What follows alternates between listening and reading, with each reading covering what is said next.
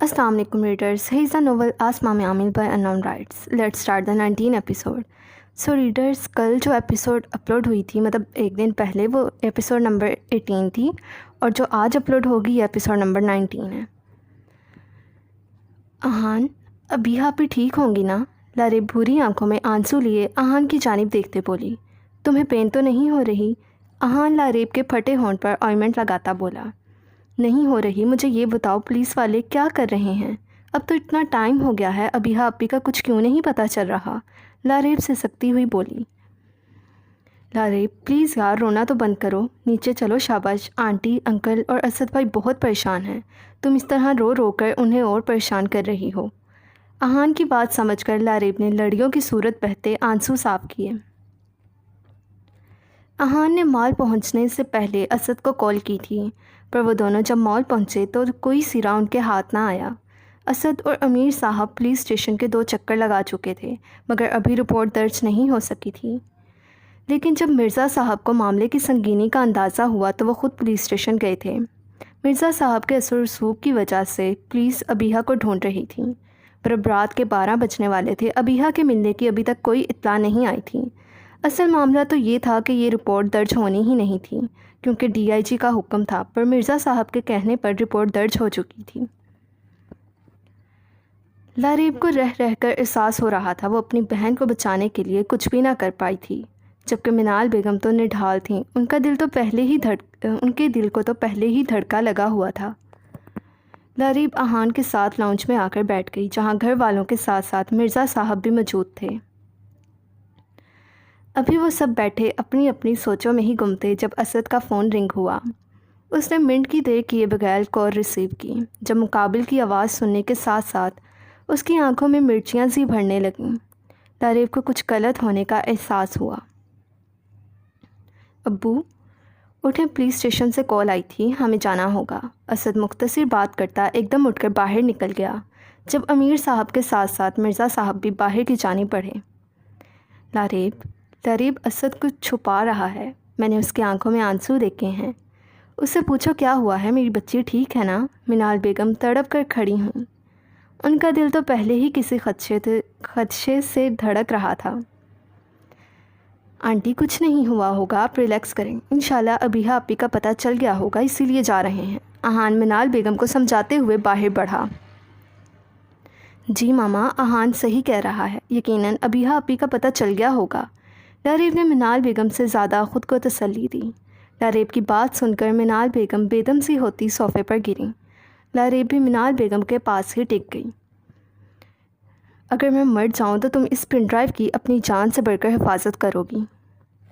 नहीं आपी, ऐसा नहीं होगा, आप ठीक होंगी. अबीहा की बात याद करके लारेब ने बेसाख्ता नफ़ी में सर हिलाया, जबकि आंसू अब तेज़ी से गालों पर बहने लगे. तकरीबन 1 घंटे के बाद असद की गाड़ी का हॉर्न सुनकर वो भागकर बाहर की जानिब बढ़ी थी. जब असद की गाड़ी के पीछे एम्बुलेंस से कुछ लोगों को स्ट्रेचर निकालते देख लारेब ने हैरत से असद की जानिब देखा, जो खुद सुर्ख आंखें लिए खड़ा था. मिनाल बेगम भी अब तक बाहर आ चुकी थीं.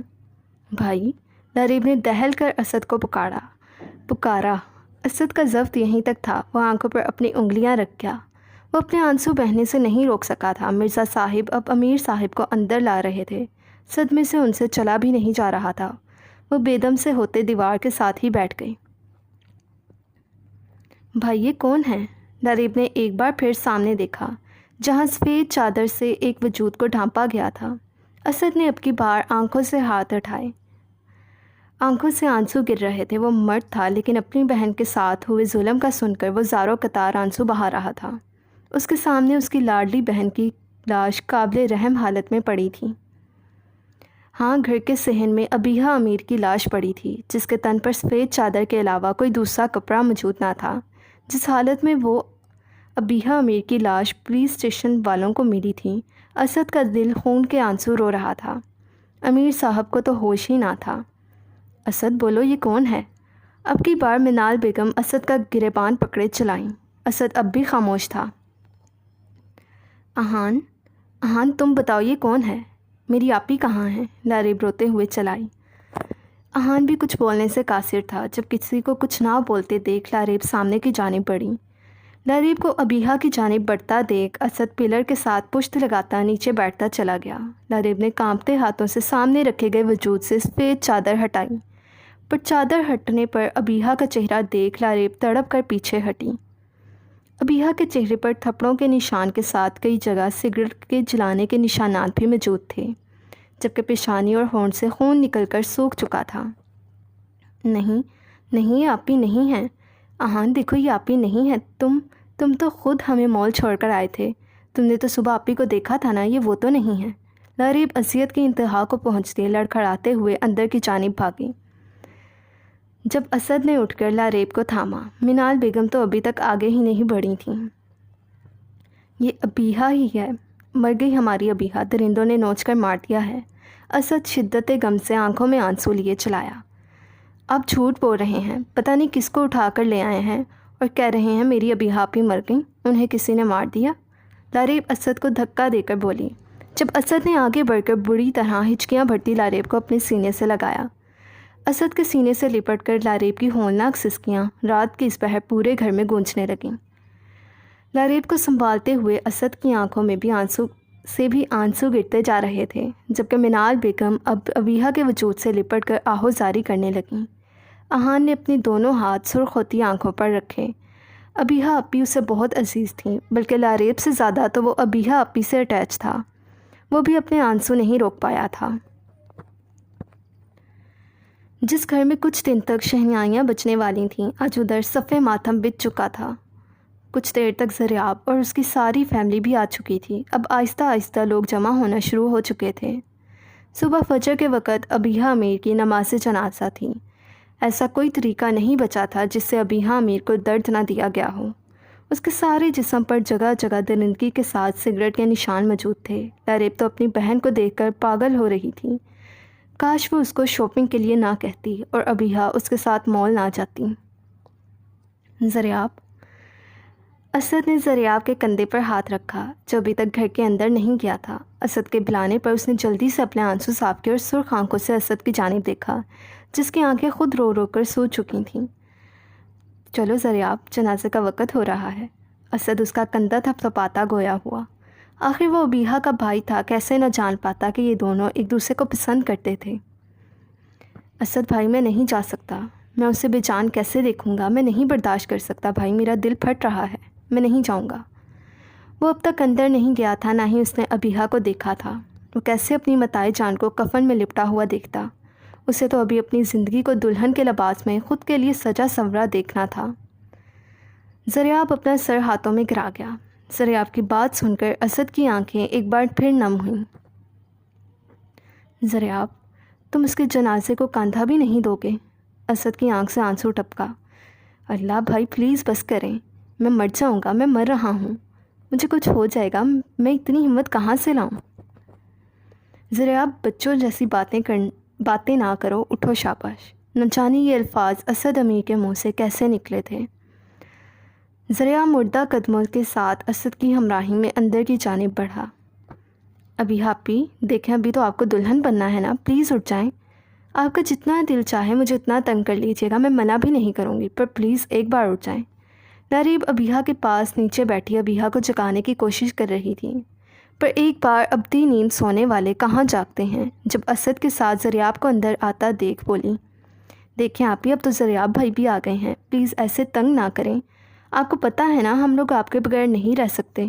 اسد بھائی کو دیکھیں، وہ بھی آپ کی وجہ سے رو رہے ہیں۔ لریب روتے ہوئے بولتی جا رہی تھی، یہ دیکھے بغیر کہ اس کے الفاظ ادھر کھڑے ہر شخص کے آنسوؤں کا سبب بن رہے تھے۔ زریاب نے ایک نظر ابیحہ کے چہرے کی جانب دیکھا۔ اس کے منمونے چہرے پر تھپڑوں کے ساتھ ساتھ زخم اور سگریٹ کے نشان دیکھ زریاب کا کلیجہ پھٹنے کو تھا۔ ظلم کی انتہا کی گئی تھی، ان لوگوں کی روح تک نہ کانپی تھی، نہ ہی انہیں اپنی آخرت یاد آئی تھی۔ زریاب کا ضبط جواب دیا اور وہ بھرپور مرد بھرے مجمع میں اسد کے گلے لگ کے پھوٹ پھوٹ کر رو دیا۔ اسد بھی اپنے آنسو صاف کرتا، اسے حوصلہ دیتا خود سے الگ کر کے ابیحہ کی جانب بڑھا۔ جس گھر سے ابیحہ کی ڈولی اٹھنی تھی، آج اسی گھر سے اس کا جنازہ اٹھ رہا تھا میں نیند میں اور مجھے سجایا جا رہا تھا، بڑے ہی پیار سے مجھے نہایا جا رہا تھا۔ امیر صاحب اور باقی سب نے ابیحہ کا جنازہ اٹھایا۔ ہر جگہ کلمہ شہادت کی صدا بلند ہونے لگی اور ابیحہ امیر دوسروں کے کندھوں پر اپنا آخری سفر طے کرنے لگی۔ نہ جانے تھا وہ کون سا عجیب کھیل میرے گھر میں بچوں کی طرح مجھے کاندھے پر اٹھایا جا رہا تھا۔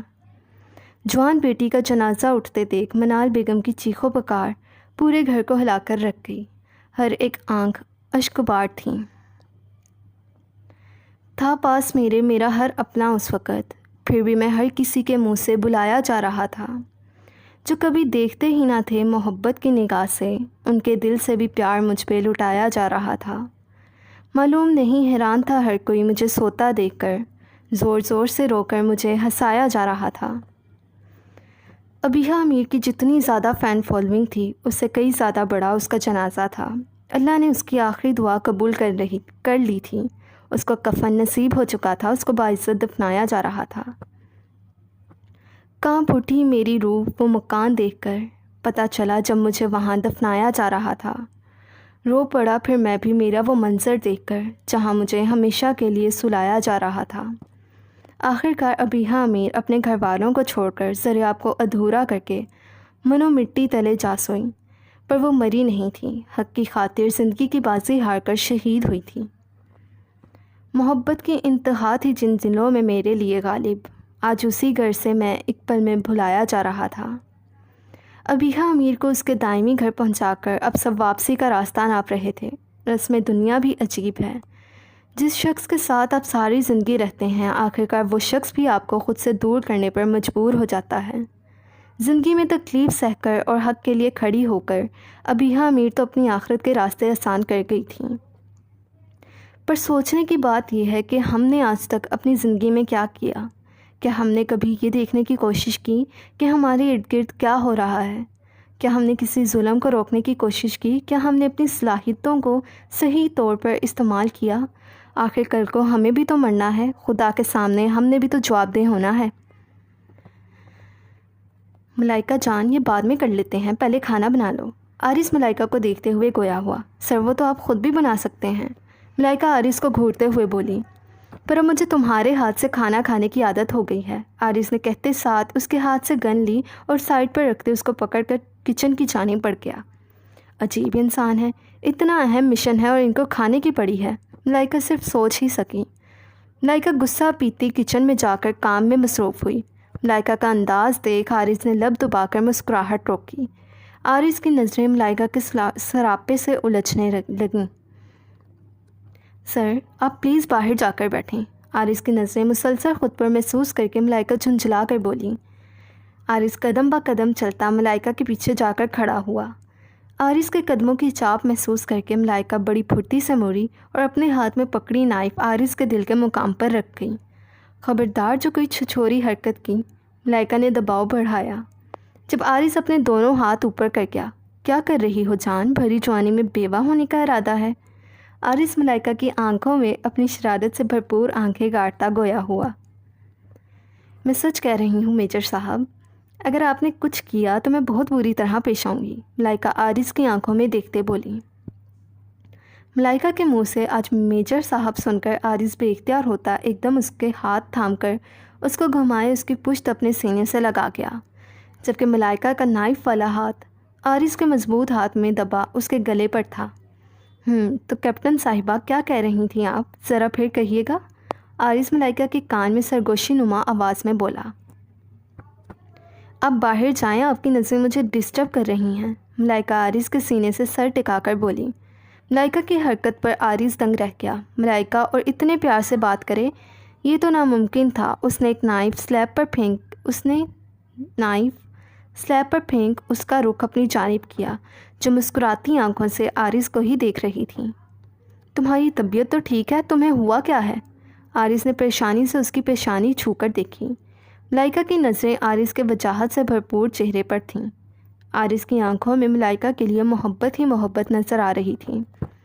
یکدم ہی وہ اپنے مومی پاؤں آرس کے پاؤں پر رکھتی اونچی ہوئی اور آرس کو بالوں سے جکڑے اس کا چہرہ نیچے کیا اور شدت سے اس پر جھک گئی۔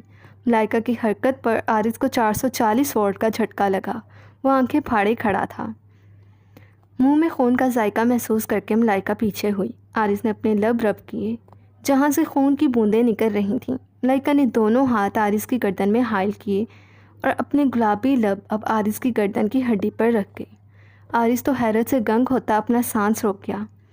کبھی آرز کی حرکتیں ملائکہ کا سانس روک دیتی تھیں، آج ملائکہ کے اتنا قریب آنے پر آرز کا دل باہر آنے کو تھا۔ ملائکہ نے آرز کے دل کے مقام پر ہاتھ رکھ کر اپنا چہرہ اس کی گردن میں چھپا گئی۔ آرز کی تیز ہوتی دھڑکنیں وہ بآسانی محسوس کر رہی تھی۔ ملائکہ جان، کیا ارادے ہیں؟ آرز ملائکہ کو بالوں سے جکڑتا اس کا چہرہ قریب تر کیے بولا، آپ نے یہی سب کرنا تھا نا، تو وہ میں نے کر دیا، اب آپ جائیں اور مجھے کھانا بنانے دیں۔ ملائکہ ایک ادا سے آرز کو دور دھکا دیتی گویا ہوئی، تمہیں تو میں بتاتا ہوں، مجھ جیسے شریف انسان کے جذبات جگا کر کہہ رہی ہو دور رہوں؟ آرز ملائکہ کی جانب لپکتا اسے اپنے کندھے پر لاد گیا۔ آرز کی حرکت پر ملائکہ بکھلا کر رہ گئی۔ وہ سب پتہ نہیں کیسے شاید بے اختیاری میں ہو گیا تھا، پر اب آرز کے ارادے دیکھ ملائکہ گھبرا گئی تھی۔ او گاڈ، آرز چھوڑیں، کیا کر رہے ہیں؟ ملائکہ آرز کی کمر پر پنچ مارتی بولی۔ آرز ملائکہ کی بات نظر انداز کرتا روم میں جاتا اسے بیڈ پر پٹک گیا۔ جان، یہی تو میں پوچھنا چاہتا ہوں، تم کیا کر رہی تھی؟ آرز ملائکہ کی کلائیاں بیڈ سے پن کرتا اس پر جھک چکا تھا۔ میں؟ ملائکہ آنکھیں معصومیت سے گھما کر بولی، تم کیا حرکتیں کر رہی تھی؟ ملائکہ کا یہ نیا روپ آرز کو گھائل کر چکا تھا۔ وہ ملائکہ کے چہرے کو والہانہ نظروں سے دیکھتے ہوئے بولا، بس اپنے میجر پر تھوڑا سا حق جتا رہی تھی۔ ملائکہ اتنی معصومیت سے بولی کہ آرز تو ملائکہ پر ایک بار پھر دل و جان سے فدا ہو گیا۔ اچھا، اب یہ میجر اپنے کیپٹن پر پورے کا پورا حق جتائے گا۔ آرز ملائکہ کے گال پر انگلی ٹریس کرتے بولا۔ آرز قسم سے آئی سویئر پتہ نہیں کیسے ہو گیا، پلیز چھوڑیں، شہریار سر آنے والے ہوں گے۔ آرز کے تیور دیکھ ملائکہ کی جان ہوا ہونے لگی۔ جان، جیسے بھی ہوا ہے نیک کام ہی ہوا ہے، تم مجھے بہکا چکی ہو، میری شدتیں برداشت کرو۔ آرز نے کہتے ساتھ ملائکہ کا رخ بدلا اور جھٹکے سے اس کی فراک کی زپ کھول گیا۔ چھچورے میجر، دیکھو اب تم صحیح نہیں کر رہے۔ ملائکہ کی گھبرائی ہوئی آواز سن کر آرز مسکراتا اس کے کندھے پر جھکتا اپنی شدتیں لوٹانے لگا۔ اپنے کندھے پر جا بجا لمس محسوس کر کے وہ بیڈ شیٹ اپنی مٹھیوں میں دبوچ کی۔ ملائکہ نے خود ہی آ بیل مجھے مار والی حرکت کی تھی۔ اب آرز کی لمحہ بہ لمحہ بڑھتی شدتیں بھی اسی کو ہی سہن کرنی تھیں۔ وہ ملائکہ کو اتنے پیار سے چھو رہا تھا گویا وہ کوئی کانچ کی گڑیا ہو جو ذرا سی سختی پر ٹوٹ جائے۔ آرز رفتہ رفتہ اسے اپنے لمس سے مہکانے لگا۔ آرز کی شدتیں سہ کر کبھی ملائکہ کا سانس سینے میں ہی دب جاتا تو کبھی اس کی سانسیں تیز ہونے لگتیں۔ احان عیشا کو اٹھائے کمرے میں داخل ہوا۔ احان نے عیشا کے روئی جیسے وجود کو بڑے احتیاط کے ساتھ بیڈ پر لٹایا۔ وہ بیڈ پر عیشا کے پاس ہی ٹک گیا۔ احان کی نظریں عیشا کی خون آلود پیشانی سے ہوتی ہوئیں اس کے پھٹے ہونٹ پر گئیں۔ اب اس کی نظریں عیشا کے گال پر تھیں، جہاں ایک بار پھر اس کے مضبوط ہاتھ کا نشان چھپا ہوا تھا۔ وہ نرمی سے اس پر جھکتا اس کے گال، آنکھوں اور پیشانی پر اپنی مہر ثبت کرنے لگا۔ I am sorry baby girl, I am really sorry. میں ایسا نہیں کرنا چاہتا تھا، پر یہ سب تمہارے لیے ضروری تھا۔ احان اس کے بکھرے بال سنوارتا سرگوشی نما آواز میں بولا جب اس کی نظر عیشا کی شہرک پر پڑی، جہاں چاقو کے دباؤ کی وجہ سے خون کا ننھا قطرہ نکل کر اس کی سفید گردن پر چمک رہا تھا۔ وہ عیشا کی گردن پر جھکتا چلا گیا۔ نہ جانے کتنی دیر تک وہ عیشا کی گردن پر جھکا رہا۔ Please don't do this. Aisha کی بڑبڑاہٹ سن کر وہ سیدھا ہوتا عیشا کی جانب دیکھنے لگا، جو آنکھیں میچے ہوئے تھی، چہرے پر اب خوف کے اثار نمایاں ہونے لگے تھے۔ عیشا کا وجود اب بری طرح کپ کپانے لگا۔ نہ کرو، چھوڑ دو۔ ڈیڈ ہی کل ہم، اس نے مار دیا۔ عیشا بے ہوشی کی حالت میں بری طرح کپ کپاتی ہاتھ پیر چلانے لگی۔ احان نے ایک دم اس کے وجود کو پکڑا، اس کا بازو۔ عیشا احان کی گرفت میں مچلتی زاروں قطار آنسو بہاتے چیخنے لگی۔ وہ اب مجھے بھی مار دے گا۔ عیشا کی دہلا دینے والی چیخیں احان کے روم میں گونجنے لگیں۔ آنسو نکلتے تکیے میں جذب ہو رہے تھے۔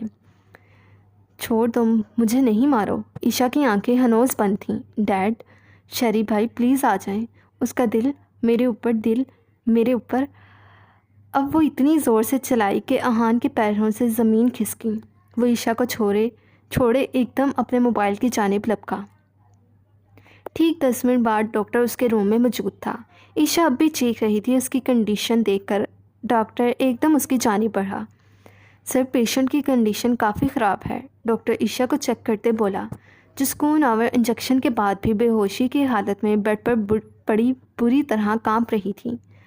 احان تو ڈاکٹر کی بات سن کہاں رہا تھا۔ اس کی نظریں تو بس اپنی بیبی گرل پر تھیں، جس کی حالت لمحہ بہ لمحہ خراب ہوتی جا رہی تھی۔ سر، سر، ڈاکٹر نے اب زور سے بلایا۔ جب احان ہوش میں آتا خالی نظروں سے ڈاکٹر کی جانب دیکھنے لگا۔ سوری، آپ نے کیا کہا؟ احان ڈاکٹر کی جانب دیکھتے خود کو سنبھالتے ہوئے بولا، پیشنٹ کی کنڈیشن بہت خراب ہے، اگر ہسپتال شفٹ کر دیا جائے تو بہتر ہوگا۔ ان کو سویر قسم کا پینک اٹیک ہوا ہے۔ یہ سب خوف کی وجہ سے ہوا ہے۔ فی الحال تو انہیں انجیکشن لگا دیا گیا ہے، کچھ دیر تک نارمل ہو جائیں گی، بٹ اگر انہیں دوبارہ اٹیک ہوا تو یہ ان کے مائنڈ کے لیے خطرہ ثابت ہو سکتا ہے، یا پھر خوف کی وجہ سے انہیں ہارٹ اٹیک بھی ہو سکتا ہے۔ ڈاکٹر نے احان کو عشا کی طبیعت خرابی سے آگاہ کیا۔ نہیں، اگر زیادہ مسئلہ ہوا تو آپ کو کال کر لوں گا، آپ اب جا سکتے ہیں، احان ڈاکٹر سے کہتا بیڈ پر عشا کے ساتھ بیٹھا۔ اب ڈاکٹر بھی جا چکا تھا۔ عشا کا وجود اب بھی ہولے ہولے کپا رہا تھا۔ ڈاکٹر اس کی پیشانی پر ڈریسنگ کر کے جا چکا تھا۔ احان کی نظر اب عشا کے خون آلود کپڑوں پر پڑی۔ وہ کھڑا ہوا اور وارڈروب کی جانب بڑھ گیا۔ اب وہ عشا کے کپڑوں کو دیکھ رہا تھا جب اس کی نظر ایک گلابی رنگ کے نائٹ ڈریس پر پڑی۔ ہاں، یہ ڈریس وہ ایزیلی پہنا سکتا تھا، کیونکہ ٹراؤزر کے ساتھ بٹنوں والی شارٹ شرٹ تھی۔ وہ ایک گہرا سانس بھرتا ڈریس لیتا عشا کی جانب بڑھا اور بیڈ کے ساتھ لگے سوئچ بورڈ پر ہاتھ مارتا ساری لائٹس آف کر گیا۔ کمرے میں اس وقت مکمل اندھیرا چھا چکا تھا۔ تقریباً 5 سے 7 منٹ کے بعد وہ اپنا کام کر چکا تھا۔ عشا کو ہاتھ لگاتے وہ ذرا بھی ہچکچایا نہیں تھا۔ وہ ہچکچاتا بھی کیوں؟ آخر عشا اس کی محرم تھی، وہ اس پر پورا حق رکھتا تھا۔ احان نے اب لائٹ آن کی۔ جب اس کی نظر عشا پر ٹھہر سی گئی، گلابی سوٹ پہنے وہ اسے کوئی چھوٹا سا گلابی بھالو ہی لگی۔ احان کے ہونٹ بے ساختہ مسکراہٹ میں ڈھلے۔ وہ یکٹک اس کے معصومیت سے بھرپور چہرے کو دیکھنے لگا۔ اس ڈریس میں وہ بے حد کیوٹ چھوٹی سی بچی کی طرح لگ رہی تھی۔ احان ڈریس وہیں پھینکتا بیڈ پر نیم دراز ہوا اور عشا کو کھینچ کر اپنے سینے میں بھینچ گیا۔ بھالو، آج بیبی گرل کو ایک اور نام سے نوازا گیا۔ عشا احان کے سینے پر سر رکھے بے سود پڑی تھی جب احان نے جھک کر اس کی پیشانی پر اپنے سلگتے لب رکھے۔ ہر منٹ کے بعد وہ کوئی نہ کوئی جسارت کرنے لگا۔ تم مجھے کیوں غصہ دلاتی ہو؟ احان عشا کا گال نرمی سے چھوتے ہوئے اس کی بند آنکھوں کو دیکھتے بولا۔ میں تم پر بالکل غصہ نہیں کرنا چاہتا، پلیز مجھے غصہ نہ دلایا کرو، تم سے بس پیار کرنا چاہتا ہوں، مجھے بالکل اچھا نہیں لگتا جب میں تمہیں ٹارچر کرتا ہوں۔ احان نے گویا التجا کی۔ وہ اس وقت کہیں سے بھی بے رحم ڈارک نہیں لگ رہا تھا۔ میرا کیوٹ سا بھالو، احان نے کہتے ساتھ شدت سے اپنے لب عشا کے گال پر رکھے۔ آئی لو یو۔ احان نے ایک بار پھر اس کا گال چوما، پھر دوسری بار، حتیٰ کہ تیسری بار بھی یہی عمل دہرایا۔ جب عشا کو قسمت ساتے دیکھ وہ خود کو ڈپٹتا پیچھے ہوتا اس کے بالوں میں انگلیاں چلانے لگا۔ اس کا بس نہیں چل رہا تھا وہ عشا کو کھا ہی جائے۔